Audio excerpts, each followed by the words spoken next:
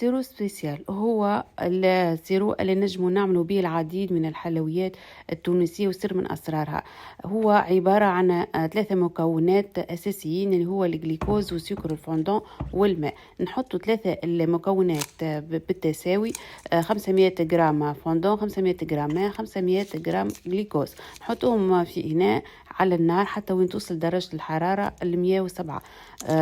بعد نكون بالنكهة اللي تفضلها كما روح الورد ولا روح العطرشية ولا الفانيليا ولا أي نكهة أخرى أنت تحبذها. المهم أن هي درجة الحرارة توصل إلى 107.